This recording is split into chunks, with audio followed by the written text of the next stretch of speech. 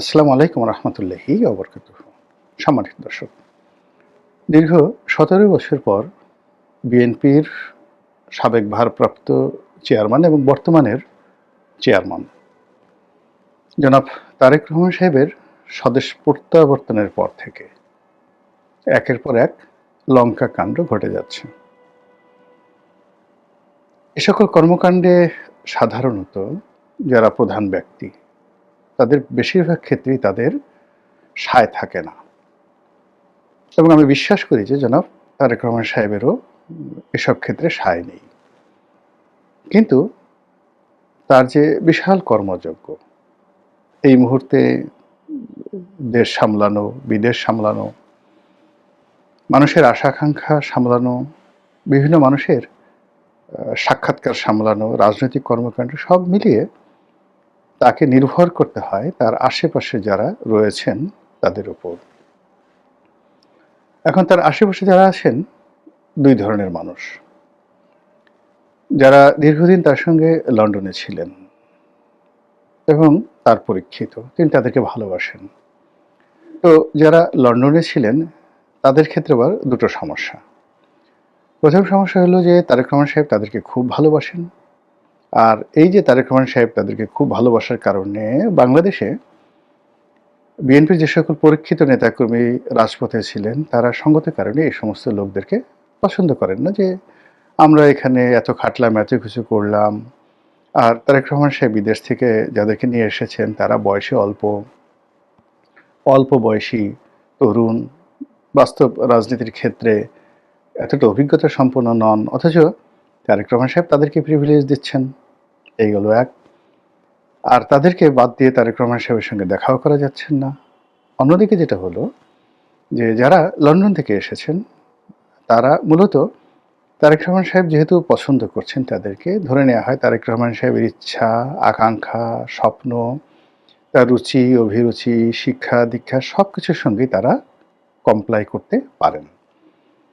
তা না হলে তো তাদেরকে নিয়োগ দিতেন না। অথবা এমন হতে পারে যে লন্ডনে তারেক রহমান সাহেব যাদেরকে খুঁজেছেন, তো সেখানে যাদেরকে পাওয়া গেছে সেই সেই লোকগুলোর মধ্যে এরাই উত্তম। এখন হয়তো যদি তারেক রহমান সাহেবের আশেপাশে দেশ চাইতেও আরও অনেক ভালো লোক পাওয়া যেত, এমনকি মার্টিন লুথার কিংয়ের মতো মানুষ পাওয়া যেত, বারাক ওবামার মতো মানুষ পাওয়া যেত, তিনি হয়তো তাদের সাহায্য নিতে পারতেন। এখন যাদেরকে পেয়েছেন এবং গত ১৭ বছর ধরে যারা তাকে সঙ্গ দিয়েছে, বিভিন্ন পরীক্ষায় উত্তীর্ণ হয়েছে, তিনি সঙ্গতির কারণে তাদের প্রতি নির্ভরশীল হবেন। আর সেই মানুষগুলো বাংলাদেশে এসে ন্যাচারালি যে বিপদে পড়বেন সেটা হলো তারা বাংলাদেশের আবহাওয়া, প্রকৃতি, পরিবেশ এটা সহজে বুঝতে পারবেন না। এখানে যারা আছেন বিএনপির ভেতরের এবং বিএনপির বাইরের, জামাতের এবং আওয়ামী লীগের যে সকল শ্রেণী শত্রু রয়েছে, তারা সঙ্গতির কারণে তারেক রহমান সাহেবের যারা পার্সোনাল স্টাফ রয়েছেন, সহকারী রয়েছেন অথবা অ্যাডভাইজার রয়েছেন, তাদের পদে পদে বাধা তৈরি করবেন, বদনাম করবেন, দুর্নাম করবেন, এবং এই কর্মকাণ্ডের ফলে একটার পর একটা অনার সৃষ্টি হবে। আর তার ফলে ইতিমধ্যে অনেক কিছু ঘটে গেছে, যার কিছু কিছু নমুনা আমরা দেখতে পাচ্ছি, আর বেশিরভাগই আমরা দেখতে পাচ্ছি না। কিন্তু আপনি যদি তারেক রহমান সাহেবের মুখের দিকে তাকান তাহলে বুঝতে পারবেন যে সেখানে অনেক কিছু ইঙ্গিত করে। এই গেল এক। ২ নম্বর হলো যে তার সাংগঠনিক যে সঙ্গী সাথী বাংলাদেশে আছেন, এদের মধ্যে তরুণ, বৃদ্ধ এবং মধ্যবয়সী, তাদের মধ্যে একটা দ্বন্দ্ব সংঘাত।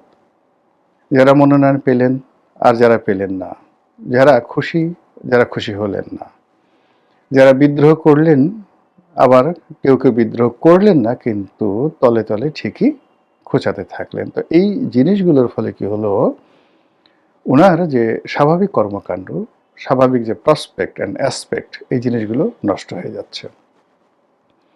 তো এই বিষয়গুলো তিনি বুঝবেন বা তার যারা লোকজন বুঝবেন কিভাবে এগুলো থেকে বের হতে হবে সেটা তাদের বিষয়। কিন্তু একটি বিষয় যেটি আমার কাছে মনে হয়েছে যে এটি বলা উচিত, তারেক রহমান সাহেবের জন্য নয়, দেশের জন্য নয়,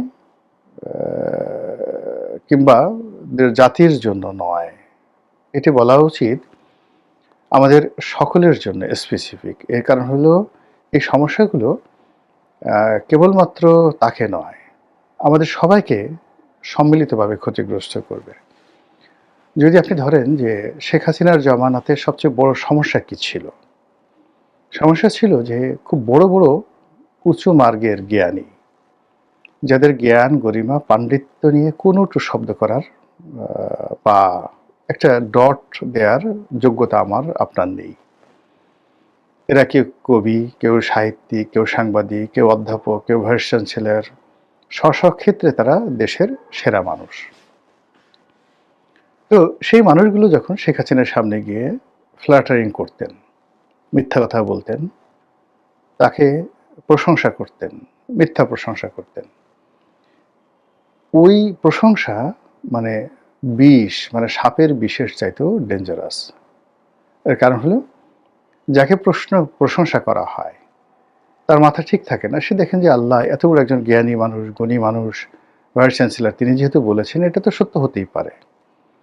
তো এইভাবে সাংবাদিক, সাহিত্যিক, আমলা, কামলা, দলীয় পান্ডা সবাই যে একটা তেলের ভান্ডার শেখ হাসিনার জন্য তৈরি করে ফেলেছিলেন, সেই তেলের ভান্ডারের কারণে পুরো গণভবন, প্রধানমন্ত্রীর কার্যালয়, আওয়ামী লীগের কেন্দ্রীয় কার্যালয় রীতিমতো এতটা পিচ্ছিল হয়ে পড়েছিল যে ওটা অতিক্রম করে দলের যারা নেতাকর্মী, যাদের হৃদয়ে নৌকা ছিল, বঙ্গবন্ধু ছিল, জয় বাংলা ছিল এবং যারা মনে প্রাণে শেখ হাসিনার কল্যাণ কামনা করতেন, তাদের আসলে কাছাকাছি যাওয়াটাই সম্ভব ছিল না। এবং ধীরে ধীরে তিনি বাস্তবতা থেকে বিচ্ছিন্ন হয়ে পড়েছিলেন এবং একটা সময় এই সুযোগটি গ্রহণ করে সামরিক বাহিনী, তারপর তার এসএসএফ বাহিনী, পুলিশ বাহিনী এবং এই বাহিনীর যে সকল দলীয় পান্ডা ছিল, তারা তাকে সম্পূর্ণভাবে নিরাপত্তার নামে ভয় দেখিয়ে, জঙ্গি আতঙ্ক দেখিয়ে তাকে জনবিচ্ছিন্ন করে ফেলে এবং তার পরিণতি তাকে ভোগ করতে হয়েছে। জনাব তারেক রহমান সাহেব বাংলাদেশে আসার পর মানে শেখ হাসিনার জন্য যে পরিবেশ পরিস্থিতি ছিল, তার জন্য যে ঝুঁকি ছিল, তার সাথে বহু বহু ঝুঁকি। এবং এই মুহূর্তে বাংলাদেশে চলমান যে সমস্যা, আগামীতে যারা ক্ষমতায় আসবে বা এখন যারা আছে, তাদের জন্য এই সকল সমস্যার সমাধান করা, শেখ হাসিনার জমানাতে যে আমলাতন্ত্র ছিল, বিধি ব্যবস্থা ছিল, যেহেতু সেগুলো ভেঙে পড়েছে, সত্যিকার অর্থে এখন যারা আছেন তাদের জন্য খুবই কঠিন, আগামীতে যারা আসবেন তাদের জন্য আরও কঠিন হবে। শেখ হাসিনা যে ঋণ রেখে গিয়েছিলেন গত 17 মাসে, 18 মাসে, সেই ঋণ বহু অংশে বেড়ে গেছে। শেখ হাসিনা জমানাতে যে রেভিনিউ কালেকশন ছিল, সেটা বহুল অংশে কমে গেছে। এখন সরকার ডেপ্রিসিয়েশনে আছে।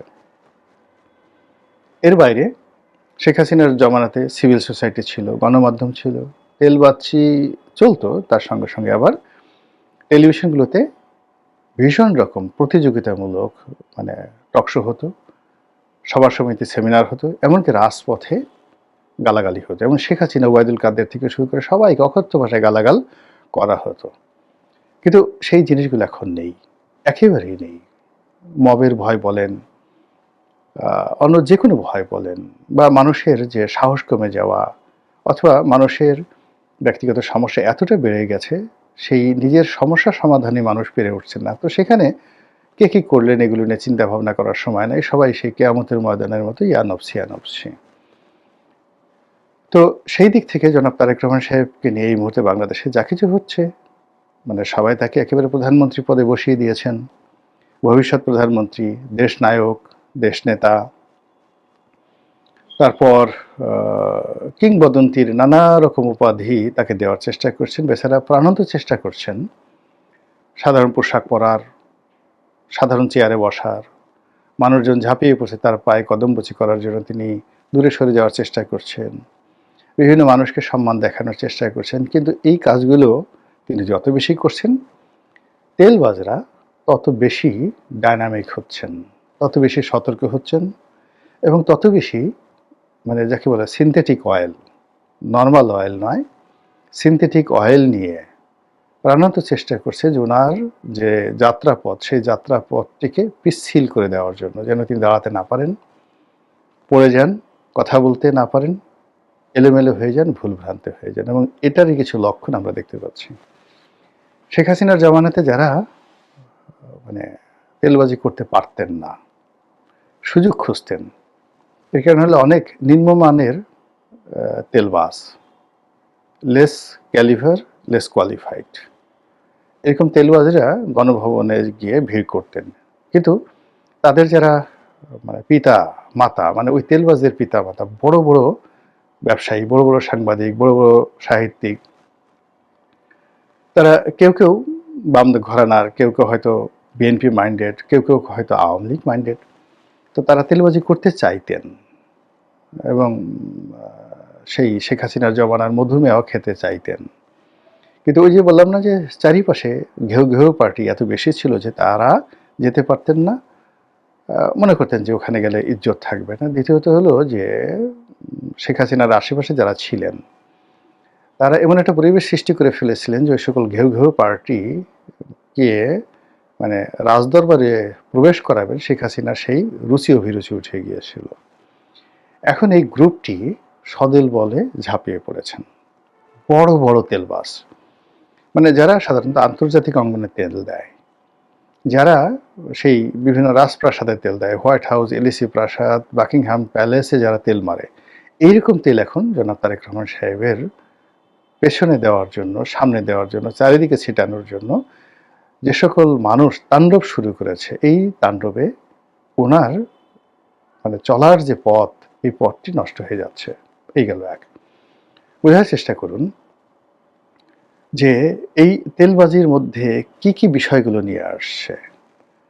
আমরা এখনো যারা ইউটিউবে কন্টেন্ট তৈরি করি বা আমরা ফেসবুকে যারা লিখে খুব সেলিব্রিটি, আমাদের এক একটা যাদের লাইক কমেন্ট বা একটা স্ট্যাটাস দিলে যেখানে 1 লাখ লাইক পড়ে যায়, 1 ঘন্টার মধ্যে যেখানে 50 লাখ লোক দেখে ফেলে, তো এরকম যারা ফেসবুক বা ইউটিউবে যারা সেলিব্রিটি রয়েছি, তো তাদেরকেও যদি বলা হয় যে ইউ আর এ ফেসবুকার, সে কিন্তু একটু হলেও অপমান বোধ করে যে এত কিছু বাদ দিয়ে আমাকে ফেসবুকার বলা হলো, বা বলা হলো সে একজন ইউটিউবার।